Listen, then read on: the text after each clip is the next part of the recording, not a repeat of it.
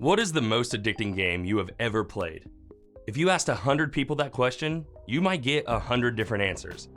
Hell, if you asked a single person that question, at different times in their lives, they would probably give you different answers.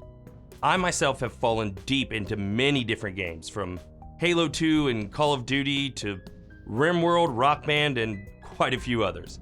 But in the last few months, I have become obsessed with one game to an extent that I honestly have never experienced before. If I'm free, I'm playing. Hell, even if I'm not free, I'm still probably playing. But let's cut to the chase, because of course you've already seen the thumbnail and title, so you know that the game I'm talking about is none other than The Binding of Isaac Repentance.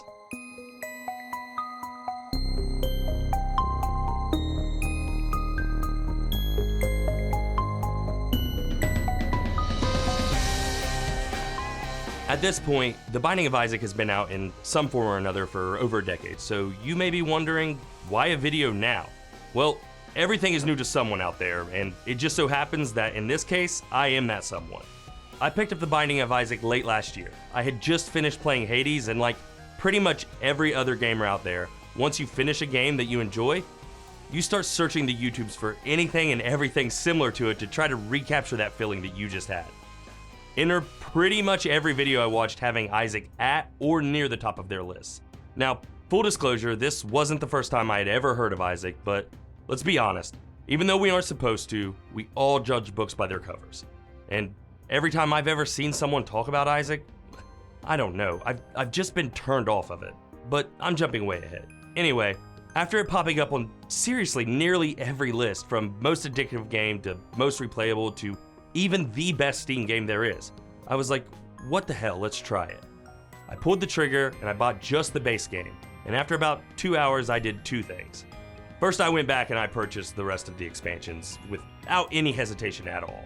Then I messaged Randy and I said, dude, get this game now. All we have done since then is talk about it, and now I want to do the same with you guys. But before I talk about why this game is so addicting, for those that don't know, what is The Binding of Isaac? It is a top-down, dungeon-crawling roguelike with a lot of random generation and even more religious themes and lowbrow humor. You play as Isaac, a small naked child who has escaped into his basement in an attempt to flee from his mother, who is trying to kill him because the voice of God told her to. Now, it's ridiculously hard to try to explain to someone after saying what I just did why this game is so special, so addicting, but I'm going to do my best to push past it and just keep going, and we'll circle back. Like a lot of games, The Binding of Isaac is inspired by the original 2D Zeldas, and you can absolutely tell just by looking. Mechanically, the gameplay is actually super simple. You use the left stick or the WSAD keys to move Isaac, and you shoot his tears. Yes, tears, in 4 directions with the other stick, buttons, or keys, however you're playing. The game is set up as a series of rooms that make up floors. All of the rooms are randomly generated, which isn't anything new, it's a staple of roguelikes. Every time you enter a new room, you are going to get a random layout with random enemies based off of certain pools that have to do with stuff like how far into the basement you are and what type of room it is that you are in. Your objective being to clear the rooms, find your way down to the next floor, and so on, going deeper into the basement and eventually fighting a main boss that, once beaten, ends the run. And then you just do it again. Sounds simple, right? Well, it is. But that's mainly because I left out pretty much everything that makes this game special. Yes, you always follow a generic progression of clear rooms, find a boss, beat the boss, move to the next floor, and so on. But in between all of this is where the real magic happens. This brings me to the first reason Isaac is so addictive, and that is strategy. The amount of decisions you can make that actually affect your success is insane. And that's because every single part of Isaac comes with choices. Defeat an enemy, it may drop a key. You can use that key to open a locked door or treasure chest or even alternate paths. But once you use it, you lose it. But instead of a key, maybe you get a bomb and you can use that to destroy enemies or maybe explode an obstacle that's in your way. Or you could just use it on a random wall that you think there might be a hole in a secret room behind. The real fun though comes when you find items. Items can be really anything at all. It might be a simple stat increase that raises your damage or makes you move faster, or you might pick up an item that changes how you attack. Instead of shooting tears, maybe you get a sword, or maybe you get a new eyeball that shoots lasers. There are so many items that affect not only the way you play, but actually the way you look also, which is really cool. And not all the items are good. Choosing when and what to take is part of what makes Isaac so much fun. You see an item room, or you open a chest and an item pops out, and your entire game can change. And oh, did I mention that there are over 700 items? To make it more insane, a lot of the items synergize with each other, creating new ways to play. Like I said, not all of them are good. There are plenty of items that absolutely could ruin a run. There's one item called Kamikaze that essentially turns Isaac into a bomb. You can blow yourself up, causing huge damage to everyone, including yourself. And that could, that doesn't help very much. Except for because of the synergy, sometimes those items that normally are terrible absolutely can make you invincible. For instance, there's an item called Pyromaniac that whenever you explode stuff, you gain health.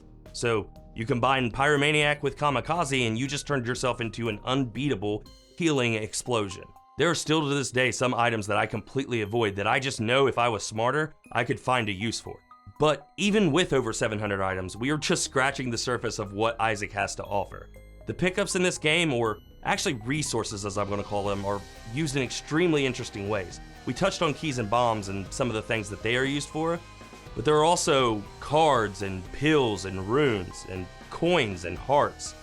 The last two both probably seem pretty obvious, but nothing in Isaac is ever obvious. You can use coins to buy stuff, sure, but they also have many other uses. For instance, you can use the coins to gamble, or depending on items you have, coins can be used for anything, such as paying to unlock doors instead of using keys, or paying coins to do direct damage to everyone in the room, or hell, coins can also be used as a weapon themselves that you shoot instead of tears. And certain characters even use coins as health. Speaking of health, hearts are definitely the most interesting pickup. There are multiple types of hearts, and all of them are usually used for some sort of health. They are also used as a resource. There's certain rooms called sacrifice rooms that you can gamble your health for rewards, or if you are in a devil room, you can permanently trade health for powerful devil items. Some characters and items even trigger different effects based off of losing health. Samson gets stronger every time he takes red heart damage, so often it's smart to try and purposefully hurt yourself to make him stronger. This can make places like the earlier mentioned sacrifice room even more useful. Also, I said red heart damage because there are multiple types of hearts: soul hearts, black hearts, bone hearts, and all have different mechanics. However, it's impossible to explain the different types of hearts without explaining a ton of other things, and I have to draw the line somewhere. All you really need to know is that no matter how random things are in Isaac, strategy, skill, and big brain moves can always make your run successful. Arguably, even more addicting than the strategy is the unlockables. Actually, it's not even arguable, it is more addicting than the strategy. If you go to stats in the main menu, it says secrets, and there are something like 640 of them. I'm not talking about like a collectathon of 600 items. I'm talking about things that will literally change the way you play the game. A lot of them are the items that I was talking about, but also there are cards to use, pills to take, bosses to beat, and characters that will completely make you rethink what you knew about the game. I'm honestly not even sure what to talk about because the amount of meaningful unlocks is just unreal. For example, for the longest time, my goal was to get every one of the 22 endings unlocked. I figured if I did that, I would accomplish everything there is to do in the game. And I did do that about 200 gameplay hours ago, and I still have a ton of unlocks to go. And it's not overwhelming. They are things I want to unlock. I have so much fun beating different bosses with different characters in different ways. I think my favorite aspect of the game in general are the different characters. I'm pulling this out of thin air, but I think there's something like 34 characters. All of them are pretty damn unique. They play so differently that it's almost impossible to get bored. Stack that with a checklist of major bosses for each of those characters, and again, this is out of my head, but I think there are 12 of them, and that alone is enough content to keep you busy for months, if not years. The last thing I really want to talk about is mod support. First, a recommendation. If you have the option to buy the game on Steam, PC, or console, do it on PC. While you can get mods on console somehow, I'm pretty sure, it is just so much easier on PC, and you are going to want to play with mods. And this is coming from someone who barely uses mods in any other game ever. Honestly, the only games I can think of that I even use mods for are BeamNG and Teardown. But this is completely different. The community for Isaac is absolutely insane. I mean, there are mods out there for everything from quality of life improvements to game and genre changing mods. The range of effects that these mods could have on your experience is so wide that it's really pointless to do an overview of mods in general, so instead, I'll just mention a couple of specific ones that I use the most. If you ever look up any mods, the first one people will talk about is the external item description, and there is a damn good reason. Remember those 700 items I was talking about? This game never ever tells you what any of them are or do. Instead, you see an item, you pick it up, and you find out. It doesn't really sound that bad until you see that same item again later and don't remember what the hell it does, and you are just left to wonder. Because no matter how many times you play or what you unlock, the game never will tell you. Honestly, I kept it off for a long time because it is a lot of fun to try and figure out and remember, but for the most part, now it stays on because knowing the exact stat changes alone is worth it. The other mod that I never turn off is the anti-birth music. Now, the original game soundtrack is good, but the modded music is amazing, and honestly, that's all there really is to say about it. I love it. There are a ton of mods. You can add anything from new bosses, new items, to I've driven around like as a car instead of Isaac. But to wrap up, this isn't a review, but if it were, I would say that The Binding of Isaac is a 10 out of 10 masterpiece that's not for everyone. And I think that masterpieces don't have to be for everyone.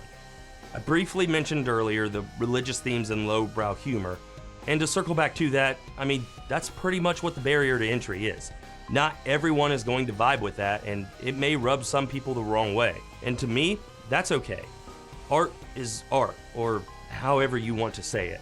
Personally, I'm not gonna lie, there's been more than once that I've been uncomfortable playing Isaac, or honestly embarrassed, especially if my wife walks in and I'm playing it, because she hates this game so much. But despite that, I still play Isaac all the time, and I can't stop. And that alone right there should tell you how good of a game this really is. That pretty much wraps it up for this video. I do want to do a little bit of housekeeping.